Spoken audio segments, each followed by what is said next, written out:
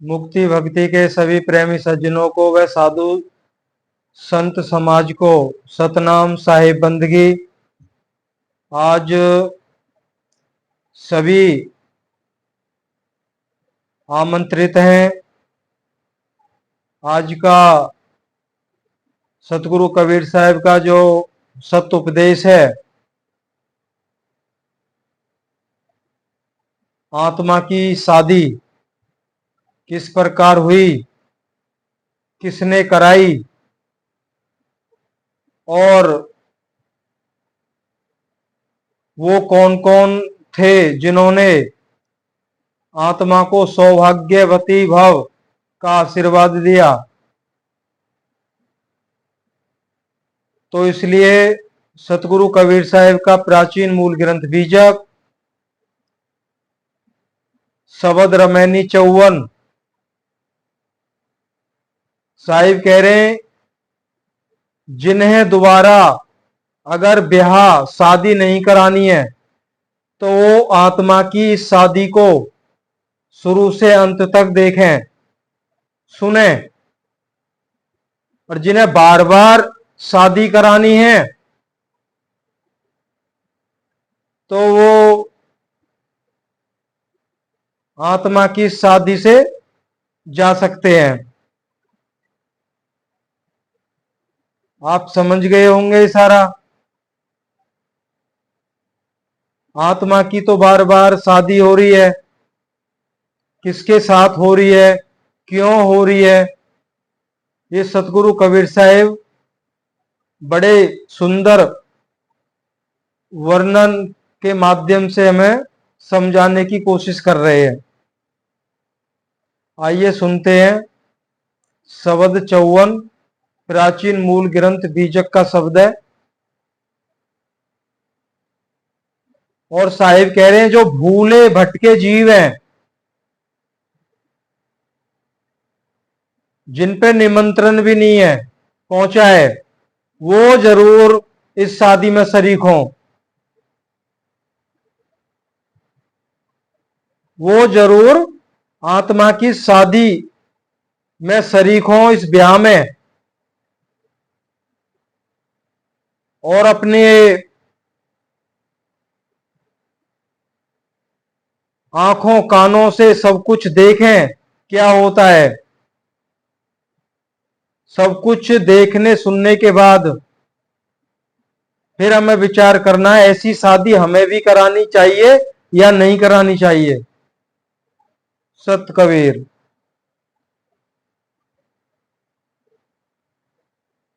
साईं के संग सासुर आई, साईं के संग सासुर आई, संग ने सूती स्वाद नहीं मानी, संग न सूती स्वाद नहीं मानी, गयो जोवन सपने की नाही, गयो जोवन सपने की नाही। देखो शब्द तो साहिब के ऐसे ही है। जनाचार मिल लगन सुधाए, जनाचार मिल लगन सुधाए, जना 5 मिली मांडयो छायो, जना 5 मिल मांडयो छायो, सखी सहेली रे मंगली गावे, सखी सहेली रे मंगली गावे, दुख सुख माथे हरदि चढ़ावे, दुख सुख माथे हरदि चढ़ावे, नाना रूप परी मन भावर, नाना रूप परी मन भावर, गांठी जोर भाई पतयाई, अर्धा दे ले चली सुहासिनी, चौके रांड भई, चौके रांड भई संगना सोई, भयो विवाह चली बिन दूल्हा, भयो विवाह चली बिन दूल्हा बाट आत समधि समझाई, बाट आत जात समधि समझाई। कहे कबीर हम गौने जेवे, कहे कबीर हम गौने जेवे, तरब कंतले तूर बजावे, तरब कंतले तूर बजावे। तो ये सतगुरु कबीर साहिब ने शब्द के माध्यम से अब आत्मा की शादी का रूपक वर्णन कर रहे हैं, और उस वर्णन से ही हम अज्ञानी जीवों को समझाने की कोशिश कर रहे हैं। सतगुरु कबीर साहिब ने इस शब्द में चेतन आत्मा रूपी स्त्री का, हम सभी चेतन आत्माएं लेकिन हम भूल भ्रम में हैं, इसलिए असिद्ध चेतन आत्माएं, कह रहे चेतन आत्मा रूपी स्त्री का भूले हुए वंचक झूठे गुरुओं द्वारा अन्य को परमात्मा मानकर उनके साथ मिथ्या झूठा विवाह और सच्चे भेदी सतगुरु के द्वारा पुनः सच्चे असली महाचेतन सत्पुरुष परमात्मा की प्राप्ति का वर्णन किया है। अब विवाह किसने कराया है? वंचक गुरुओं ने, झूठे गुरुओं ने आत्मा का विवाह करा दिया है। अब किसके साथ हुआ है और कैसे कैसे हुआ है? आगे अतः सतगुरु कबीर कहते हैं यह चेतन आत्मा रूप स्त्री चेतन शक्ति सुरत रूप से परमात्म स्वरूप सतलोक देश से अपने स्वामी परमात्मा महाचेतन सत्पुरुष परमात्मा के साथ ही इस सुन प्रकृति मंडल में संसार रूप ससुराल में आई। जब चेतन आत्मा आई तो चेतन आत्मा के घट में सत्पुरुष परमात्मा जो हम सभी का सर्व चेतन आत्माओं का जो पति है, सत्पुरुष परमपिता परमात्मा, वो आत्मा के घट में बैठ के वो साथ आए। पता था उनको क्या होना है, दृष्टा भाव से साथ आए। असली पति भी साथ आ गया है आत्मा के।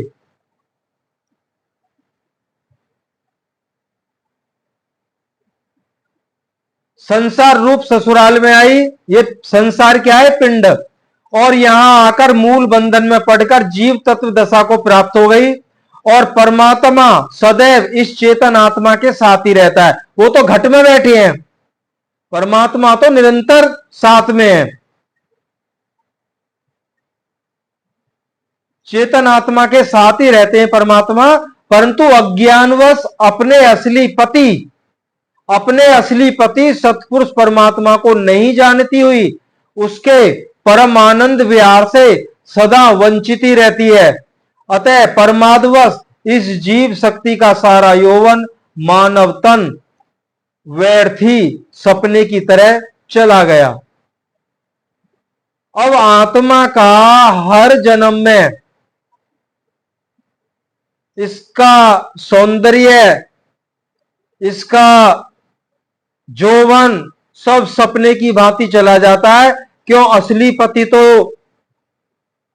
जो पास में है इसको दिखाई नहीं देता है, और जो नकली पति से इसने शादी की है वो आत्मा से पहले ही मर जाता है, तो आत्मा रांड हो जाती है। आगे आएगा वर्णन।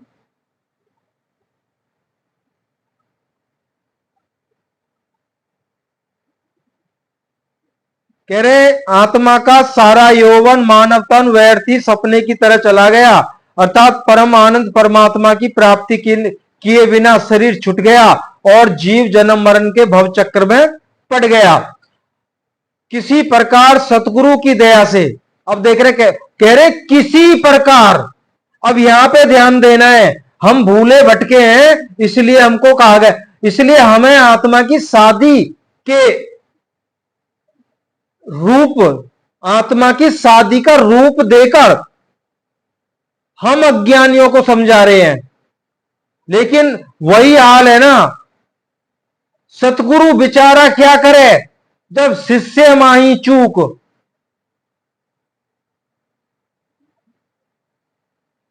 भावे ज्यो प्रमोदिये बांस बजाई फूंक। जैसे बांस में फूंक मारते रहो, इधर से फूंक मारो उधर से निकलती रहती है।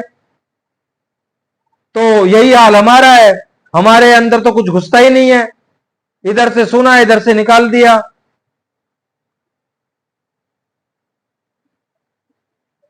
कह रहे किसी प्रकार सतगुरु की दया से फिर भी इस जीव को मनुष्य शरीर मिला। ये सतगुरु की कृपा से मनुष्य जन्म मिलता है, लेकिन झूठे गुरुओं ने फिर से मन परपंच के साथ ही इसका विवाह कर दिया।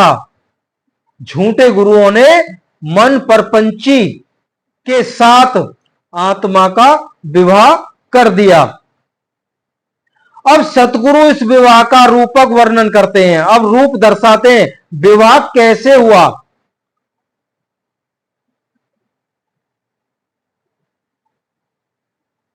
जब चेतन शक्ति जीव रूप स्त्री परमात्मा रूप पति के साथ प्रेम ना करके मन परपंची के साथ प्रेम करने लगी, तो इस समय मन बुद्धि चित्त और अहंकार ये चार अंतःकरण रूप चार जनों ने मिलकर इसकी लगन सुधाई। आत्मा की लगन सुधाई किसने? मन बुद्धि चित्त और अहंकार, इन्होंने आत्मा की लगन सुधाई। और आकाश वायु अग्नि जल और पृथ्वी इन पांच तत्वों ने मिलकर शरीर रूपी मंडप तैयार किया, जहां भामर पड़ेंगी या फेरे पड़ेंगे। ये पांच तत्वों का मंडप तैयार कर दिया, इसमें आत्मा की भामर पड़ेंगी, 7 फेरे होंगे।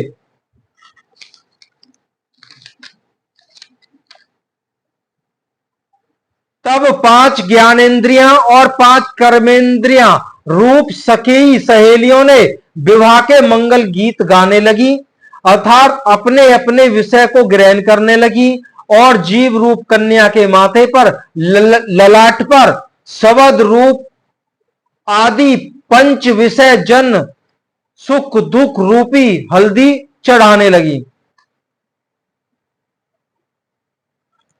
अब जो भोजन तैयार हुआ था, विषय वासना रूपी भोजन तैयार हुआ था, ये 5 ज्ञानेंद्रियां 5 कर्मेंद्रियां ये उनको मंगल गीत भी गा रही हैं और उन वासना रूपी भोजन को भी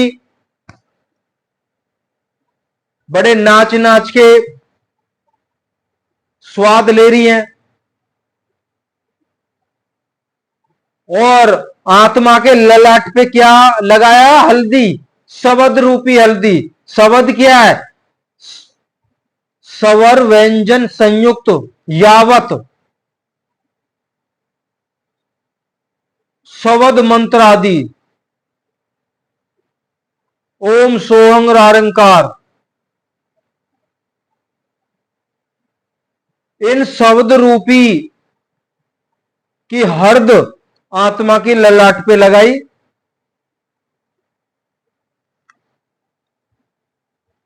कह रहे सुख दुख रूपी हल्दी चढ़ने लगी। तो साहिब ने यहां पे वाणी बोली है, सूरत फंसी संसार में तासे पर गयो दूर, सूरत बांध स्थिर करो आठों पैर हजूर। अब ये आत्मा के साथ क्यों हो रहा है? वो सूरत भाव से जो बिल्कुल पास में अपना असली पति परमेश्वर बैठा है, उसको तो वो भूल चुकी है। उसको ये आभास ही नहीं है कि मेरे साथ मेरा असली पति मेरे साथ है। इस प्रकार हल्दी चढ़ाने के बाद भोग जन्य नाना वासना रूप भामर इस जीव रूप दुल्हन के मन के साथ पड़ गई और संसार भव चक्र में भ्रमण किया और मन रूपी पति के साथ में अपना क्या बोलते हैं वो 84 लाख योनियों में, वो क्या कहते हैं उसको, आजकल बच्चे जाते हैं जो हनीमून, 84 में हनीमून के लिए निकल गई मन परपंची नकली दूल्हे के साथ।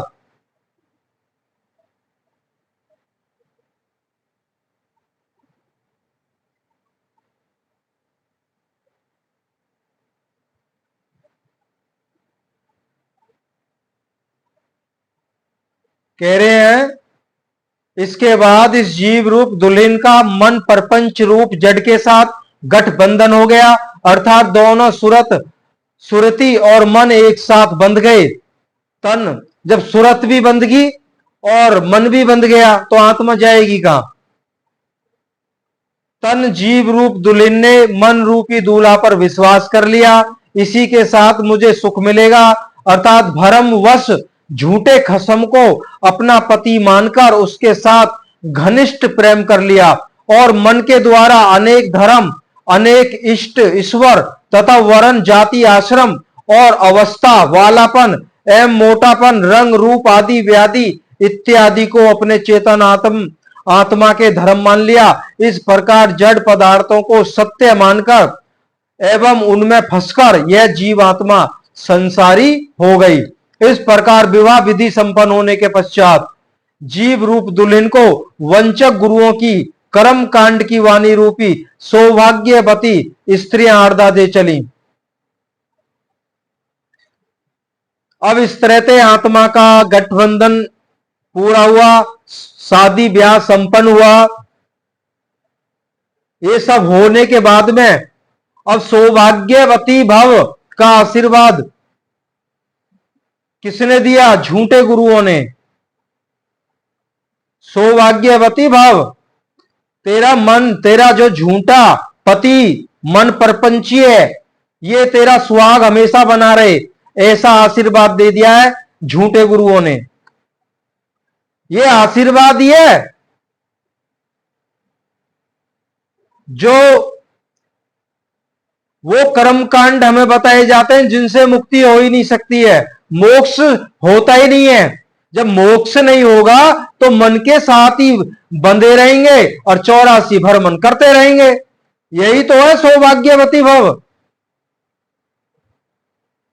अब हमें विचार करना है कि हमें कौन सा आशीर्वाद मिला है।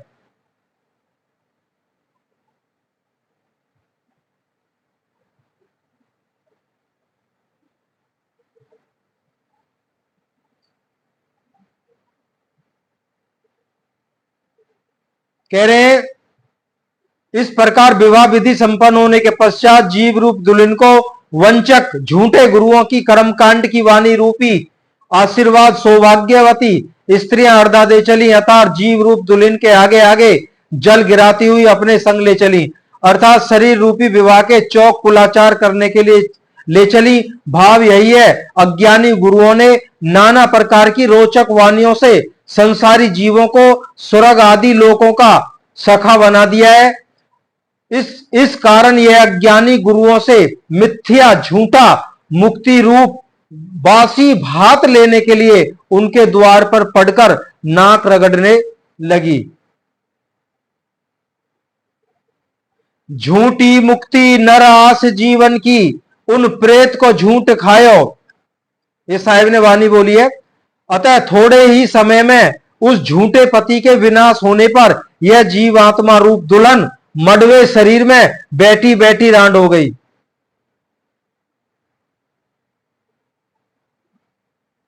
थोड़ा और आगे चलते हैं, जब इस वृत्तांत को लेंगे किस प्रकार से साहिब ने कहा है बैठी बैठी रांड हो गई, अर्थात शरीर वृद्ध जीर्ण आसक्त होने पर मन तथा विषय रूप पति मर गया और सच्चे पति परमात्मा तो इसके साथ ही पास में ही बैठे रह गए, उनको यह नहीं पहचान सकी। अब क्या हुआ, जब ये शरीर, जब ये भर जौवन में था ये शरीर, तो मन परपंची दूल्हे के साथ में, तो आत्मा भी आकाश में उड़ रही थी, नाना प्रकार के स्वादों में, विषय वासनाओं में मन इसको घुमा रहा था। लेकिन जब ये शरीर जीर्ण हो गया, पिंजर हो गया, तो सभी वासनाएं, सभी इच्छाएं और मन, ये सब निर्मूल हो गए। जब भागने का साधन ही नहीं है तो कैसे भागेंगे? तो इंद्रियां पस्त होगी, मन निर्मूल हो गया, अब रहेगी आत्मा। अब आत्मा तो रांड होगी। भाई ये सब मर गए, आत्मा बेचारी रांड होगी या बूढ़े शरीर में।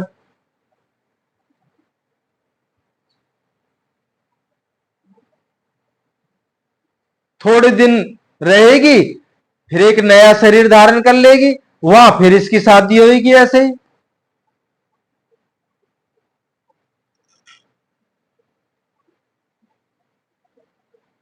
और कह रहे असली महाचेतन सत्पुरुष परमात्मा रूप पति इसके साथ ही है, लेकिन इसका दुर्भाग्य है कि इसको दिखाई नहीं देता है। परमात्मा इस बिल्कुल साथ साथ है, ये कब मेरे तरफ देखे,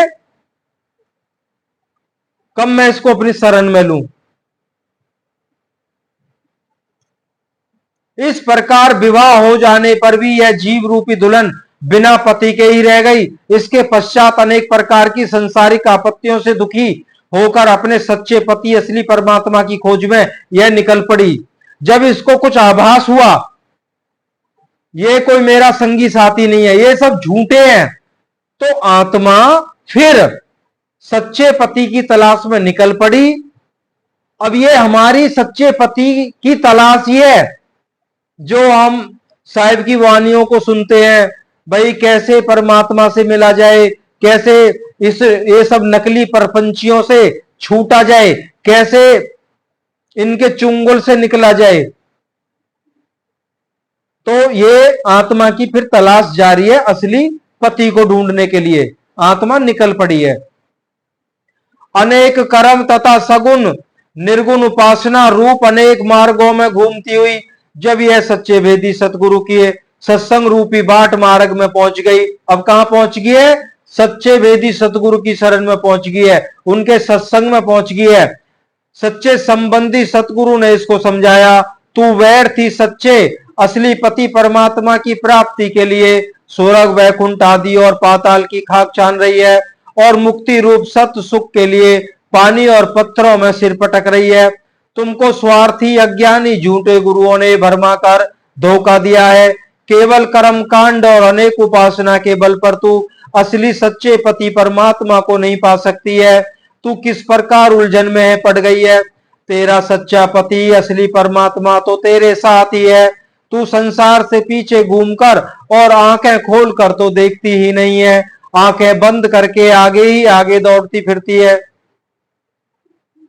अब सतगुरु कबीर साहब कह रहे हैं कि जब सच्चे गुरुओं की शरण में पहुंची तो उन्होंने उसे बताया, तेरा असली पति परमात्मा तो तेरे साथ ही है, तू पीछे मुड़ के तो देखती नहीं है, बस तुझे उलझाया है इन झूठे गुरुओं ने।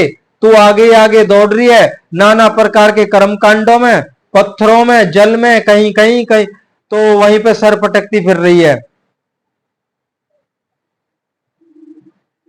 तो वाणी है साहिब की, सुन जे ही खोजत कलपी गयो घटाई माही सो मूर बाढ़ो गर्भ गुमानते ताते पर गयो दूर सो तो कहिए ऐसा बुझ खसम अछत डिंग नाही सूझ। तो ये साहिब ने वाणी बोली है, इस वाणी का ही अर्थ साहिब ने समझाया है भी कि और ही और जगह भाग रही है, पीछे मुड़ के तू नहीं देखती है, तेरा पति तेरे साथ साथ है। इस प्रकार अमृत रूप वचनों से जब सतगुरु ने अज्ञानी जीव आत्मा को शक्ति की सूझ समझाई तब उसको ज्ञान हुआ और बहुत पश्चाताप किया। सतगुरु साहिब कहते हैं कि ज्ञान होने पर तब वह जीव शक्ति रूप आत्मा दुल्हन कहने लगी कि मैं अब गौने जाऊंगी, अब मैं गौने जाऊंगी, अतः सच्चे पति परमात्मा को साथ लेकर और तुरही बजाकर संसार सागर से तरकर अपने असली घर ससुराल अमरदेश जाऊंगी। अपने असली पति परमात्मा के साथ, गाजे बाजे के साथ, तुरई बजा के।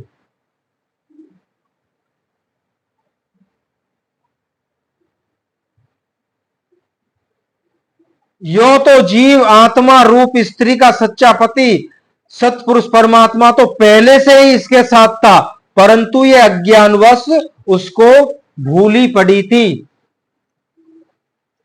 अब इस आत्मा का पिंड किसने छुड़ाया? सतगुरु मिले तब, जब सच्चा ज्ञान करा दिया। जो तू आज तक करती आई है, जिनसे तूने संबंध बनाया है, ये सब झूठे हैं, तुझे लूटने वाले हैं। तेरा पति तो तेरे साथ साथ है, तू पीछे मुड़ के तो देख। पीछे मुड़ने का मतलब है इस प्रकृति से अपनी सूरत को हटा दे।